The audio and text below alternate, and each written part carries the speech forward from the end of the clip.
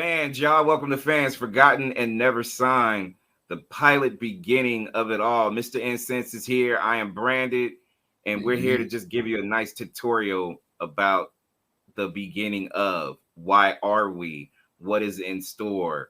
And I'm going to let Mr. N.S.I.N.S E tell you what it is and how he came up with the acronym FANS and why this is important, not just to the culture of music, but to all walks of life, period.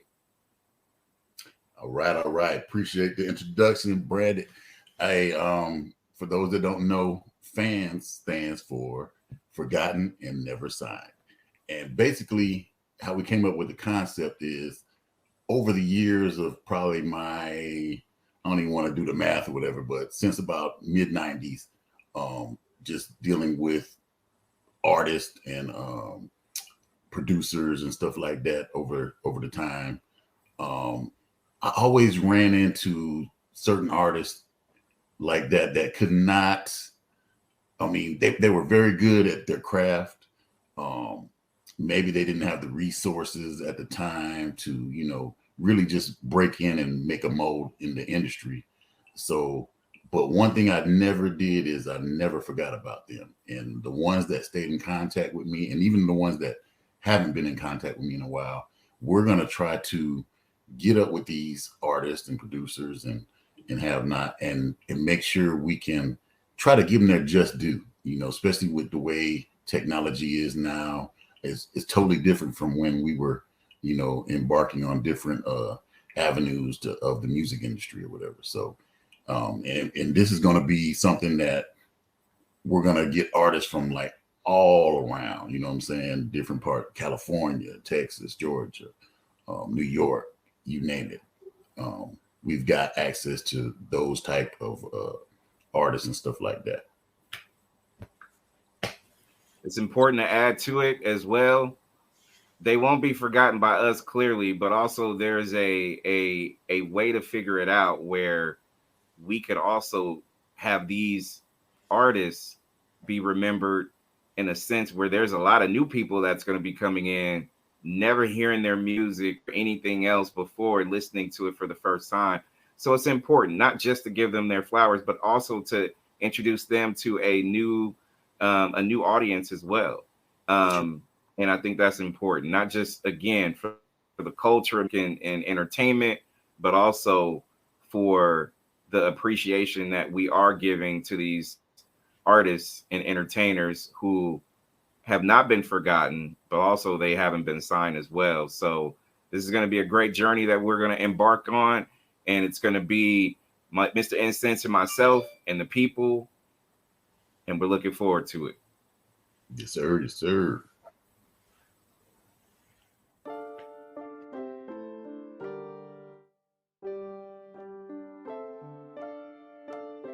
What's up, y'all? This is Soul Theory, and you are listening to Fans on Nexxlegacy. Yeah.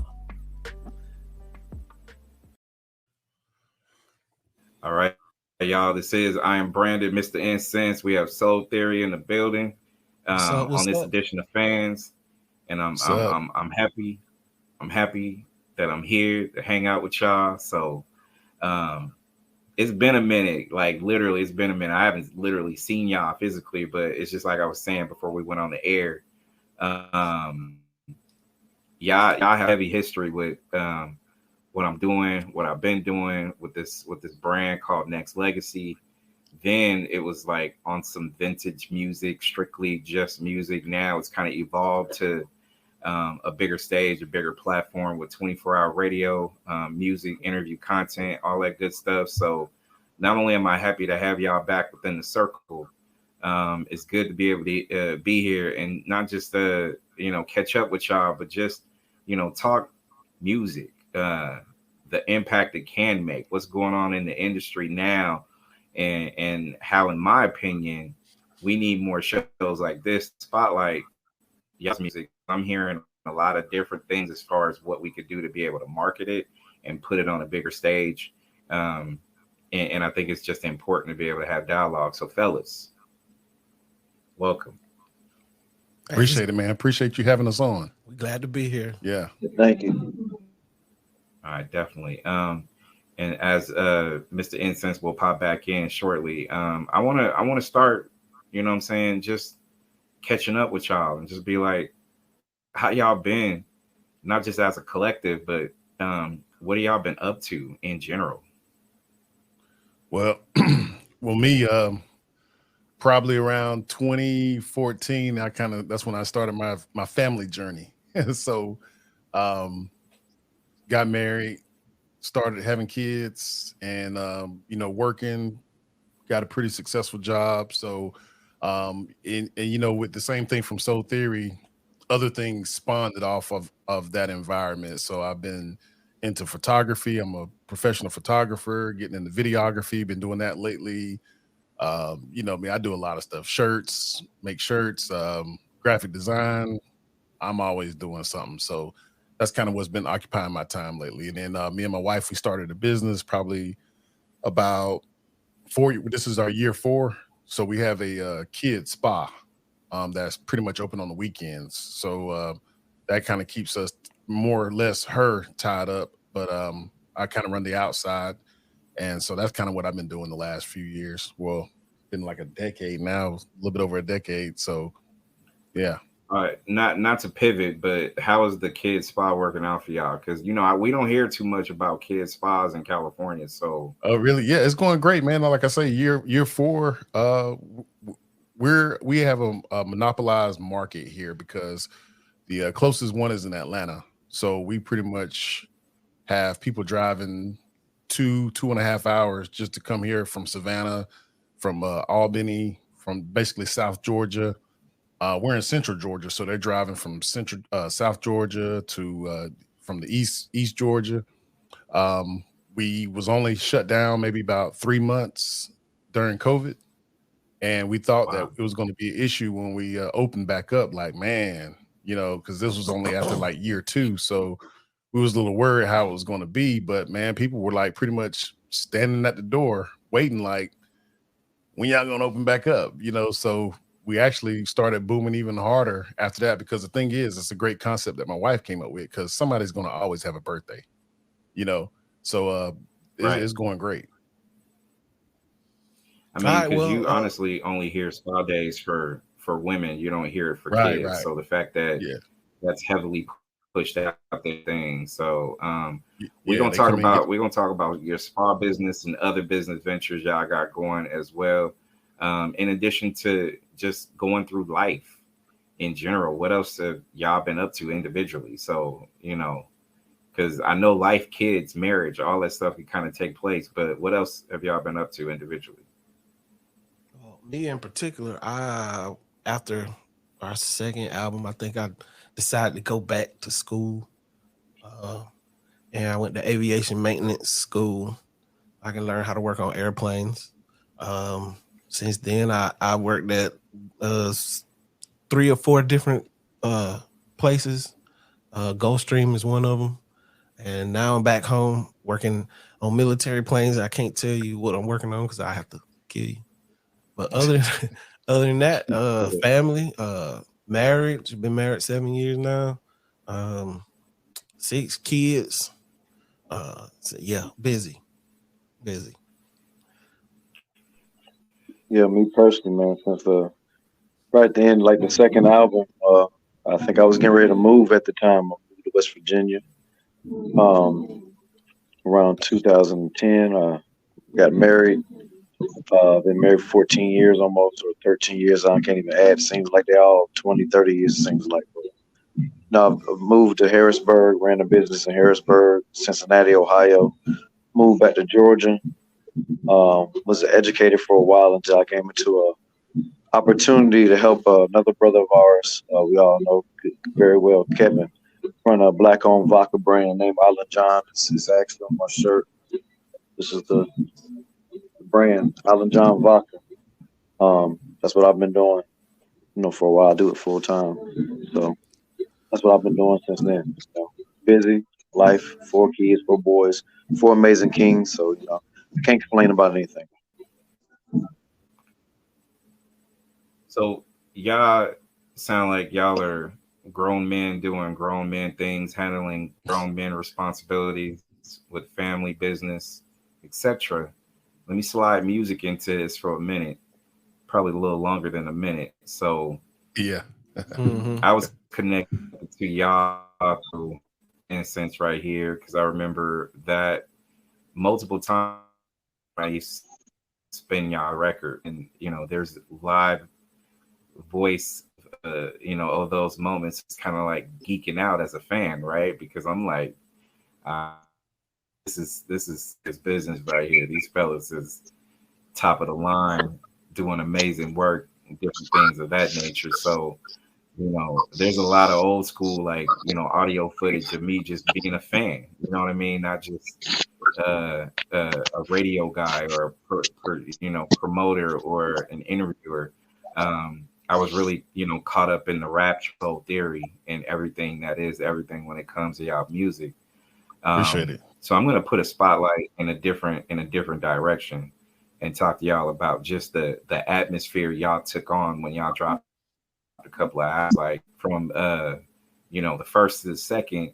Like, what was that experience for y'all, and how was the reaction overall to it amongst peoples, not just radio people, but also just your inner circle and outer? Well, the first album, I guess you can call that a concept album, because we had came with a bunch of songs beforehand. Because it started out, we all had kind of that ambition to get into music. So just like most people who started out getting into the music game, we were just in our room freestyling, and this is before I even had equipment. I had like an old boom box from when I was a kid still in my room. So I had had double tape deck. So I would put a tape on one side, play the beat that I was just making, rewind it, and then record it again. Put another tape on the other tape deck, and then we hit the record button, and then I would hang a microphone from the ceiling fan, and then we would just be on there freestyling, just kind of coming up with concepts. But then through my boy Knack, I met Knack, Kevin John. I met him in like 2000 or 2001 to work on a project for another friend. So that was my first time meeting him, and I saw him. He had a whole home studio. I'm like, man, this is possible, because at this time people were still like going to the studio.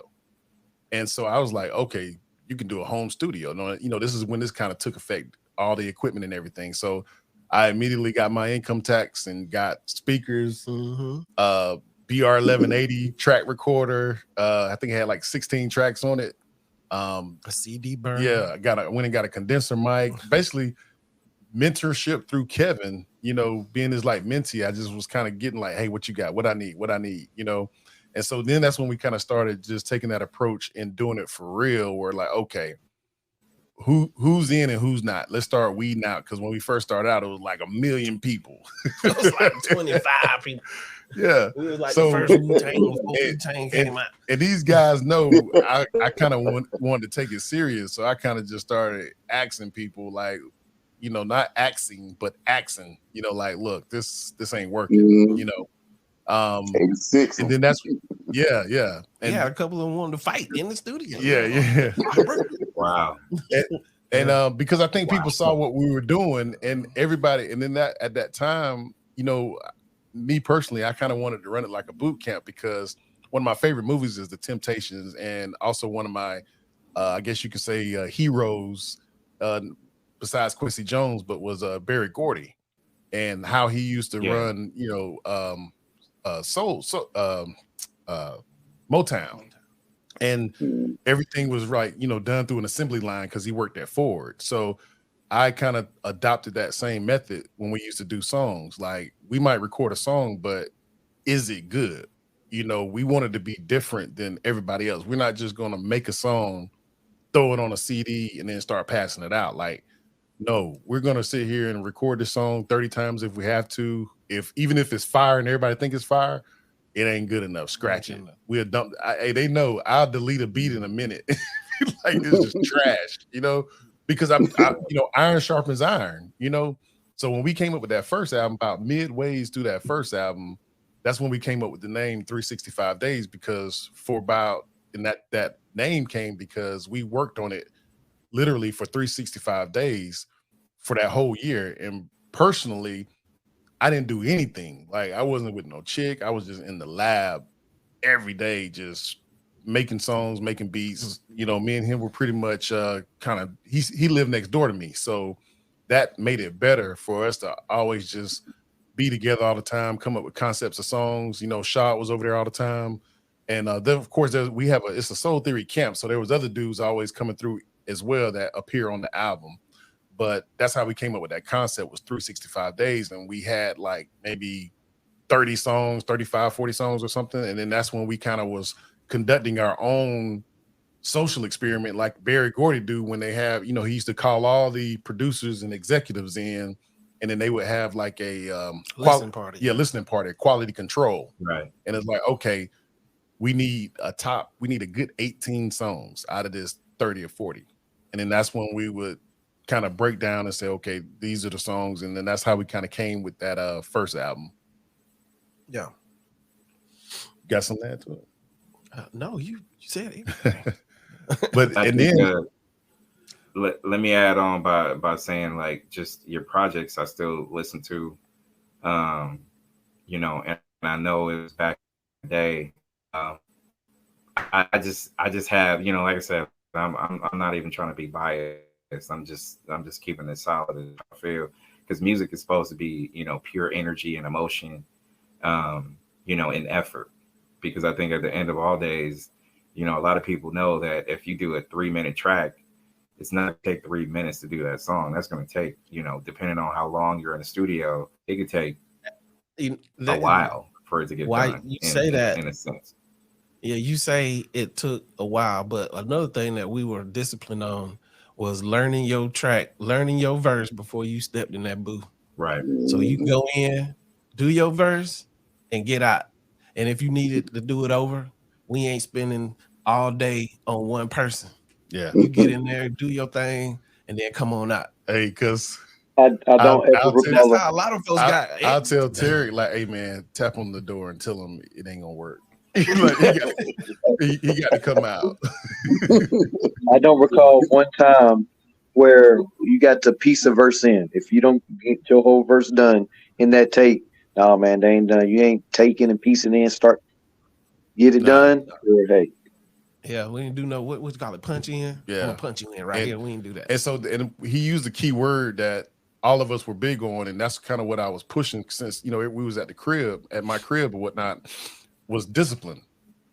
We wanted to be disciplined, and like they'll tell you, like, man, this not gonna be to hang out. When other people used to come on and want to feature on the track, don't bring your boys, don't bring your girls. Like, no, this is a job for us. We're trying to make it be a job, so we come here to work. And if you ain't ready to work, then don't show up. Don't come with a posse. Just bring yourself in a notepad, and we're gonna be up all night doing whatever it is we do to get the potions going and the thoughts going. And that actually, that whole idea kind of started floating around town. And that's kind of what we were known for. Like, hey man, them Soul Theory boys, man, they professional. They over there working, man. They serious over there. You know, they don't play. You know, and everybody started to know that when they would come over there. Like, you got to come correct, meaning that, like, all right, you man, ain't coming over here playing. This ain't your regular studio. Yeah, I'm not playing. I'm asking permission. Like, is it okay if I light this up? You know, because they know, you know, it became serious for us, and that's where you could find us. And so we started getting that reputation amongst other groups and people who were in the industry or in you know, getting in the music game or whatnot. And so we may have didn't get what we wanted out of it as far as success goes, but as far as reputation goes,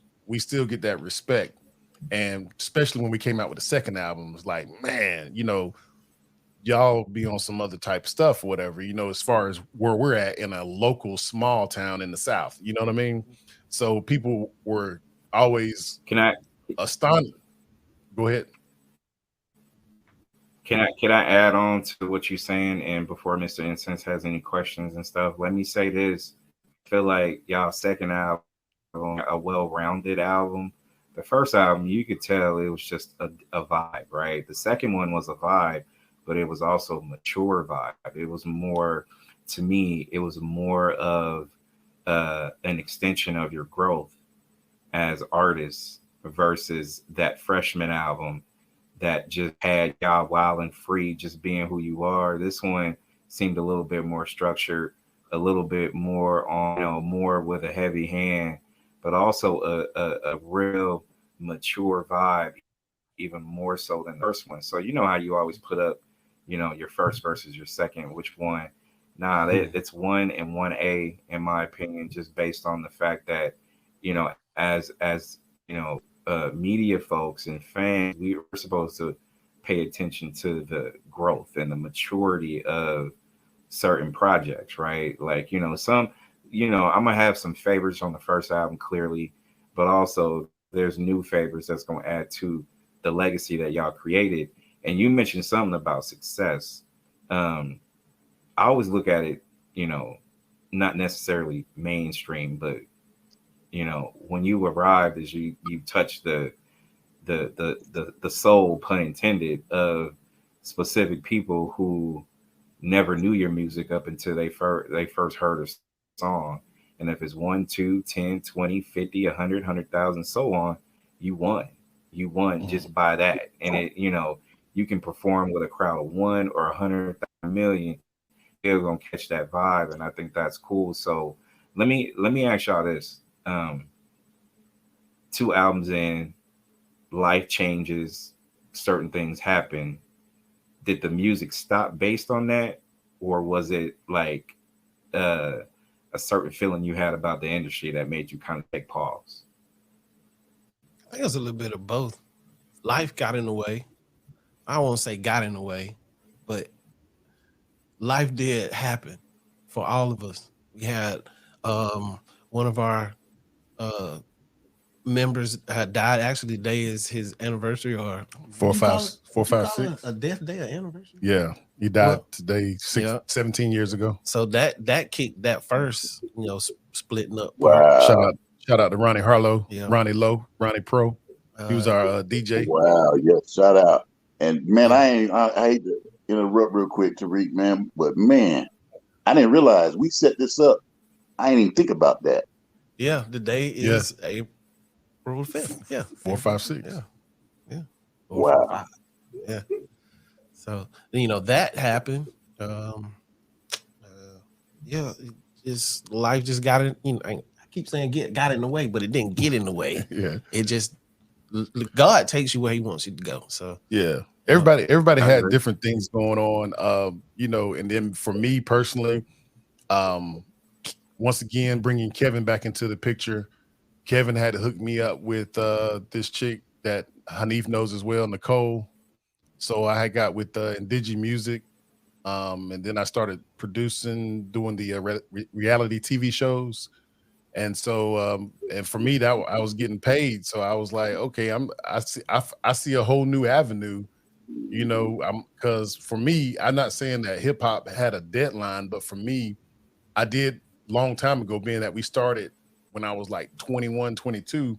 Well, for me and him, we went to college together. Yeah. We were roommates in college. That's when it really started. We started like at 18, and so me and him technically started at first, and but after that second album, I was approaching 30. So I kind of already had like a time frame in my head, like, man, look, I can't be trying to make it at 30.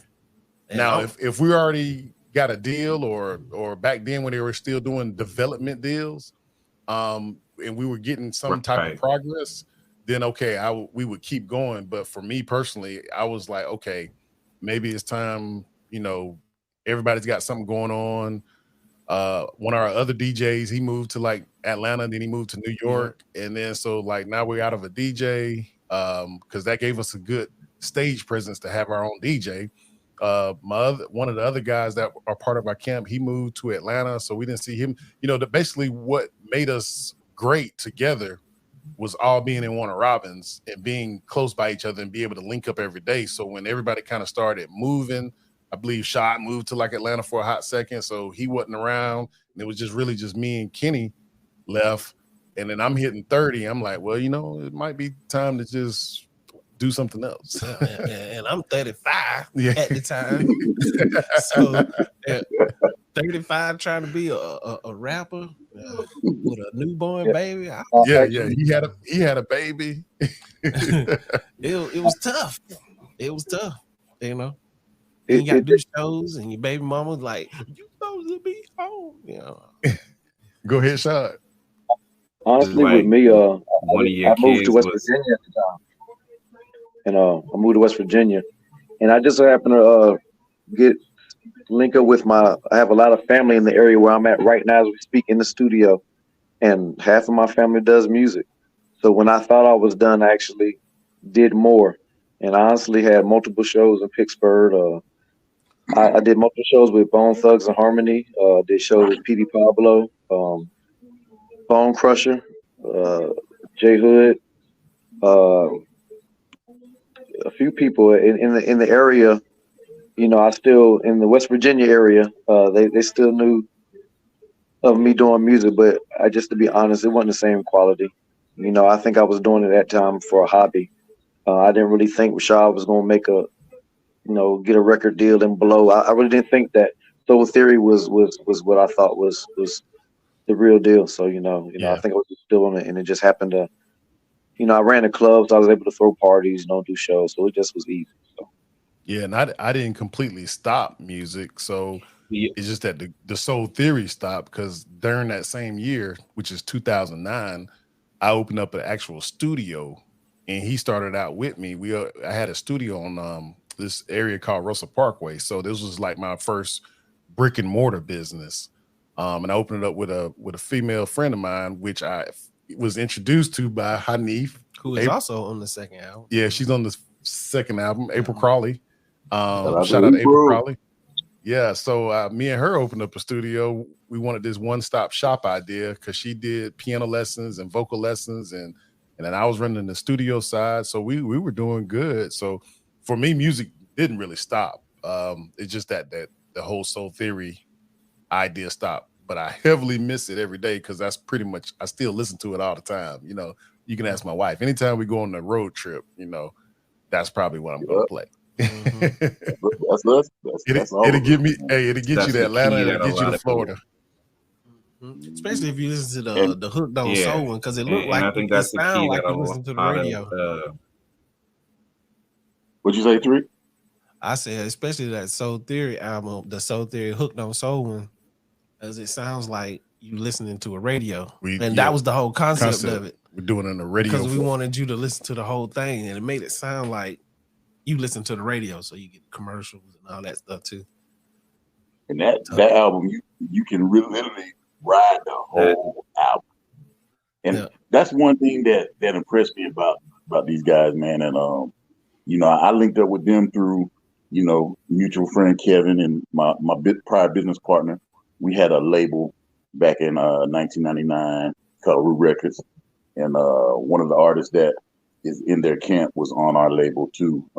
Mindsetta, Kiel. Kiel. I need to hear from you, boy. But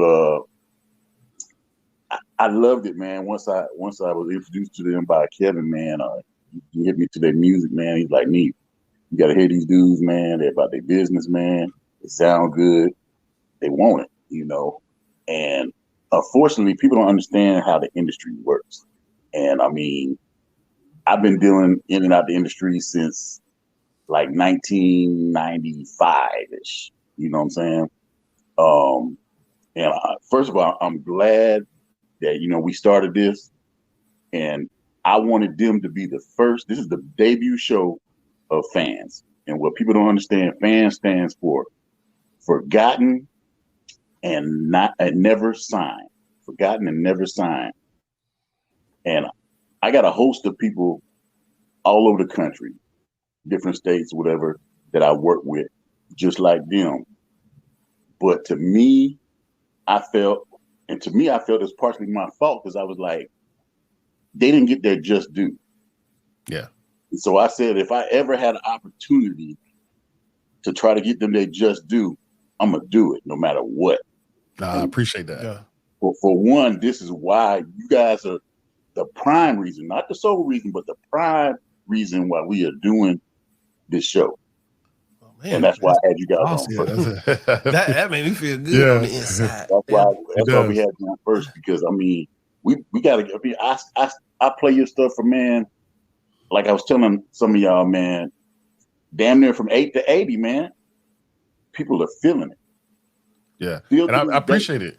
It makes me feel good because I still, to this day, 2023, I still bump into people at the store or something that I hadn't seen in a long time, maybe like 10, 12 years or whatever. And they be like, yeah, man, I still be bumping y'all out, man. I've listened to, and I know they're not lying because they start pointing out songs and also what really connects with me is when they connect it with a personal aspect of their life. Like, yeah, man, my homeboy died about 10 years ago, man. I always be playing that last song on 365 days, you know, Stepping Stones. They be like, man, that Stepping Stones, man, it just does something to me, man, you know, and you know, that just really makes me feel good and really makes me feel like, you know, we actually did do something. So I agree with you, Brandon, when you talk about success, because me personally, you know, that's why I treasure these albums so much for me, because they were just personal accomplishments, but accomplishments with my boys. You know, we grew up together. Like, I've known Shad my entire life. I've known him my entire life, but we didn't really start kicking it until I got to college, you know, because he was my roommate. So we really, really got a close bond. And I really feel like that's what makes that album special, because everybody who was on the album was also in my wedding. So I grew up with every single body my entire life, from Kiel to T Hill. Shout out to Tron Hill. Shout out to Stephen Boykin.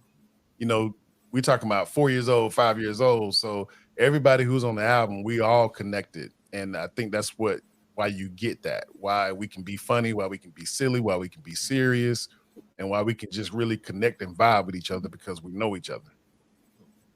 Right. Can also say that Stepping Stones is a favorite, and I know Mr. Incense, Hanif, you know this, because how many times when it debuted on the back in the day, I was like, man, we gotta run this again. Yeah, we gotta run it one more time. Hey, it's been you know it's been a part of my playlist since I met you guys through music and radio. It means everything to not just have this visual dialogue, because I've audio interviewed you guys, you know, almost 12, 13 years ago, but to have this is a moment for me, but also to shine a light on a subject industry right now. There's a lot of artists out there that's talented like you all. I know men, women, groups of all different ages and genres or whatnot. They're struggling right now, talented as can be, struggling with the emotional connection and detachment of this industry right now as we see it, because there's only room for a certain few in that class, and then they don't pay attention to the other class or the new class that's on the rise. How do you guys feel about not just what I'm saying, if you feel like it's fact or fiction, but also there's people literally as talented as you all wanting to step away because of those things that I just mentioned? Oh, well, my advice would be to not stop. Even when life is gonna get in your way, just keep on doing you. And now that we got a whole lot of ways to put it out there, put your music out there now. You got the internet. See, we didn't have that then. We had to actually burn CD and go pass them out. You know, Yep. Now you could just do that shit on the laptop and then, you know, put your own stuff out there. So, you know, you have that going on. So I would say don't quit. Keep going. Somebody gonna see you. Yeah. And see, so I'm gonna throw a curveball, because you're absolutely right. There is multiple ways to be able to music out to multiple streams and getting it out there. But here's the thing, devil's advocate, but not really. It's just what a lot of industry artists that clearly is talented is struggling with. I'm getting it out and it's everywhere, but the masses only want to hear the top 5 or 10 people that's already circulating or putting it out there as such. The way that people consume music isn't what it once was. You would take those trips to Tower Records and in some cases Rasputin's over here in Berkeley, well, you know, still in Berkeley, but certain places you had to journey to in order for you to go get a CD and to listen to it and have those, you know, clear moments, right? Now it's consumed quickly and easily, but also, in my opinion, in some cases, it's taken for granted somewhat. Do y'all agree, or how do y'all feel when I throw that out there? Yeah. Like the advice part, man, I wouldn't know what to say in this time because the game is so dirty and it moves so quick. And and it's more self-sufficient. You know, like I say earlier when I was talking back then, that's when we were looking for development deals. Now they want you already packaged, polished, and ready to go. Like what how many streams you got, how many views you got, you know, versus when we were coming along, they wanted to change. They well, yeah, and they want to be like, well, you know, we can work on you.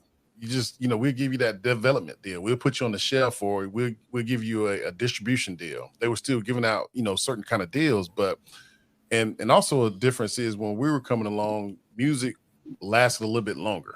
You know, an album come out, you listen to that album all year. Now, J. Cole drops the most fire album, and people pretty much got about a 2-week attention span for it. And then next thing you know, the next album is coming out. They get another 2 weeks. That's buzzing for about a week or two. And then nobody's talking about it anymore. So, you know, it's a tough market. And I believe it allows you to put out more music and more content. But, you know, I really don't know what to say, you know, because it's a competitive game.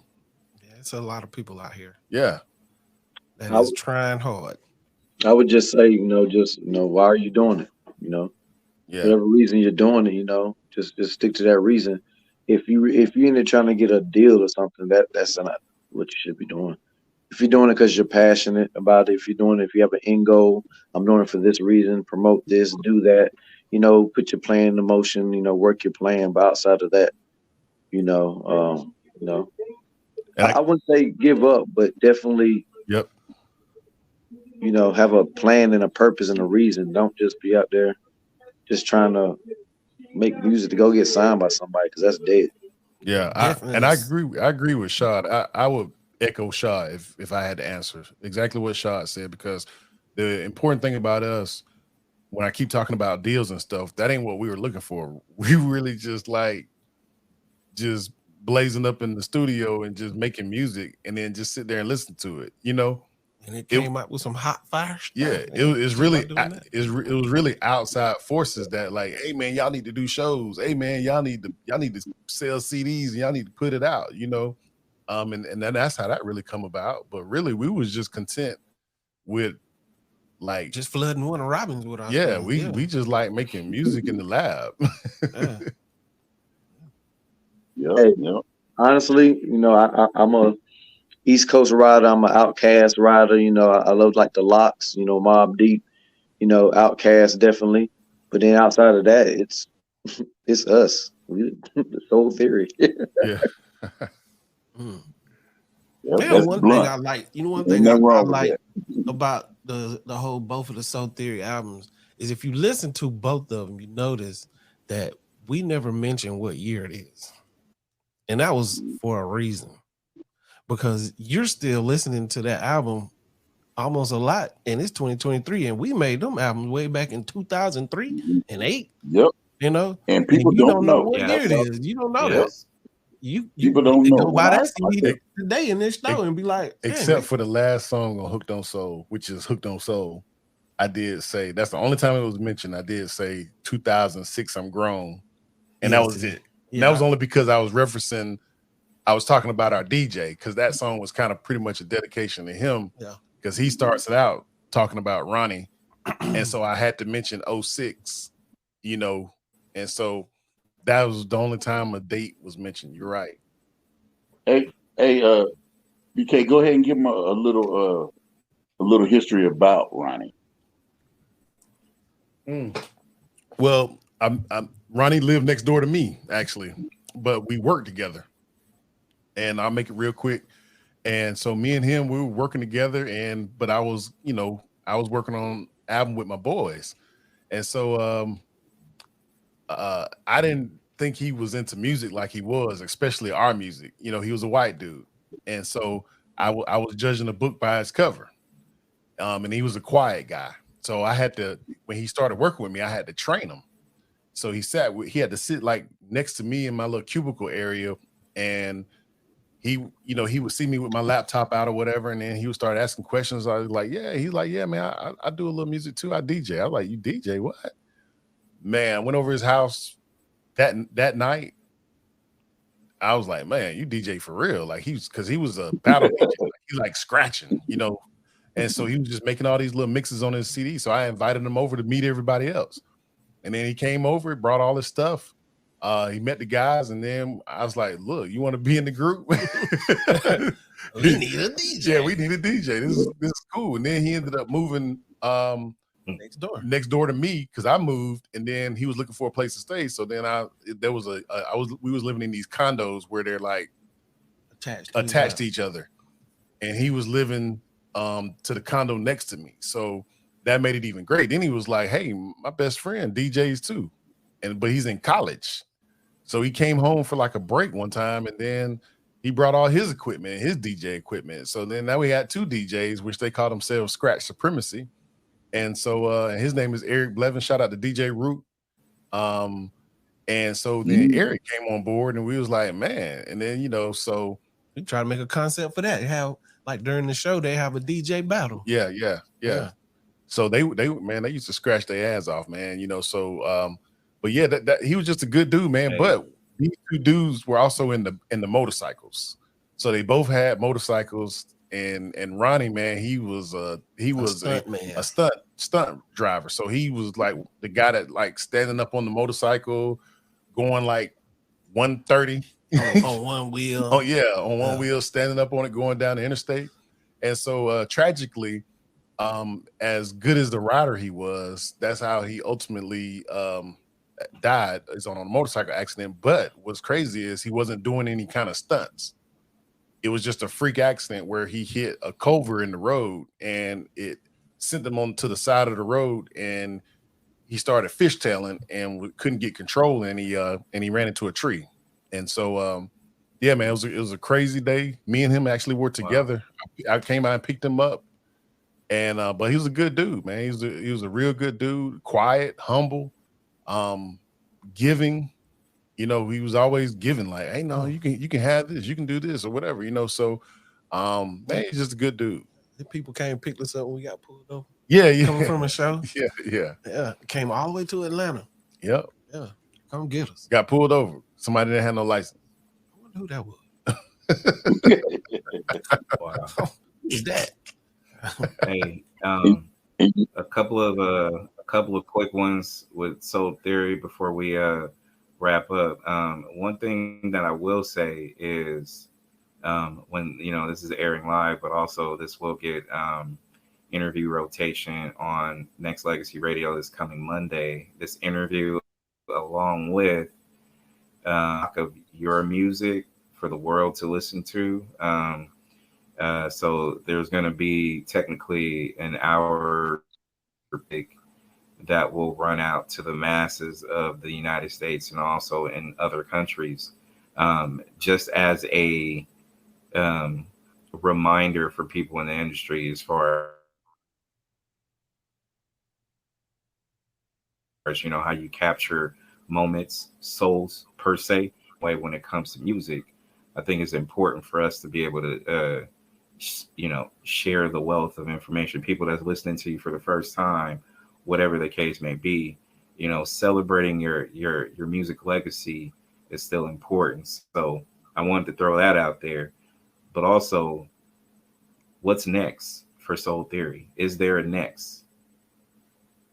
Yeah, we actually thought about doing a reunion track. So I'm low key. So what they don't know is that I've got a host of beats that nobody's heard. Every now and then I will crank up a beat, right now I've been just producing. I have a podcast, and so a lot of times I'm producing, but I'm mainly producing tracks for like my intros, my opening, my outros, and stuff. But every now and then, during COVID, I was actually cranking up some tracks and whipping up some stuff, and I had this concept for doing a Soul Theory reunion album. Don't know what will come out of it, but I want to do it more or less just for nostalgic reasons, because I like working with my guys, and ironically for me, I fed off of them. So when we stopped, Rashad, he's able to still work on music, but I couldn't write unless I heard their verses. I can't write without him. You know what I mean? So I fed off of their energy. I never, ever, ever wrote a song by myself. It was I do the tracks, but then when we get in the studio, my thing was the vibe with them. So it really died with me. So for me to, this is going to be a challenge for me, because since we all got our own lives and families and everything, I'm going to have to kind of get out of my comfort zone and work on a track, you know, at the house and try to write something to it. But hopefully we can get together and get everybody together on the same page and, you know, put together nice. It don't have to be 18 tracks like the rest of them, but I'm looking forward to at least doing a good hot 6 or 5, whatever, or whatever the tracks take us, you know. But I am working on some tracks that I have that I'm working on, like some type of Soul Theory reunion album. I actually have something that I'm working on right now, which is an original Soul Quest track, and I actually really think it's gonna go extra hard. And like I said, it's a Soul Quest track, so it's gonna be original and definitely funky. You know, there's no other way to put it. Trans meet the eye. Yeah, I think Rashad wants me to be on that one. So yeah, I think him and they getting on that track. So yeah, we're always, you know, doing something. You know, Stevie B, he's still around, so you know, they'll probably jump on some stuff and we'll probably get people in. But I'm looking forward to it. You know, that's what Soul Theory's got going on next. And then the opportunities are unlimited now, where we might not have to go do shows, but now we have a little bit more knowledge, and I have a little bit more access where we do music, and maybe we can send these off for like video games or you know, reality TV shows. Because when I was doing the music for TV shows, that's how I got kind of boxed out, because when I started, it was just for production. I was sending in instrumentals, but then the game changed and she started asking for like songs. I'm like, oh man, I don't have a group no more. We don't have any songs. So I kind of like got left behind on that journey, because now they want songs for these shows and I don't have songs. And so maybe now we can probably do some things where we make some songs and stuff that is current that will match 2023. And just, you know, like I say, for nostalgic reasons, just to see what we got. You know, we in our 40s now. Yeah, I'd like to turn all of our skits into actual videos so you can watch them. Remember how long I've been saying that? How long? How long? Have just real quick, man. Before we go, and this is part of the question that you asked them, Branded, and this is my answer. And I've been getting around to all of y'all with the Soul Theory, or a few other groups that I've dealt with over the years. But I've been personally trying to call people and let them know how they have, you know, touched me. And my gift to them is to try to still, no matter, prior to the day I die, expose them. Because as long as you have a quality product, especially with this music, your stuff is never old. It will never be old, because unless you can get your stuff to, I don't know how many people we got in the world now, 7 billion, 8 billion, whatever. Nobody will ever actually hear it, you know, hear it all. So with that being said, somebody can always be exposed to it. And as long as you can expose it to somebody, you can touch them, you can make money off of it, you know what I'm saying? Or if they just want to get together and listen to it, you know, you got it. You know what I'm saying? But you always have something to reach people with. So to the people that are trying to do music still to this day, do it with the passion, and just remember as you do it, it's something that you can always keep and expose to anybody. All right. Forever. Mr. N.S.C.I.N.S E, I am branded. For those out there who are listening, will be listening to all streaming networks, make sure y'all tune in and get your alerts hit for every single episode that the F.A.N.S Academy will be a part of. And Mr. N.S.C.I.N.S E, Forgotten and Never Signed is impactful, correct? Correct. It is vital, especially if you're up and coming and you're on your new path, like he said earlier, as far as the new people that have never heard some of these older ones, whatever, it could possibly influence you. You definitely can get information to possibly help you on your journey.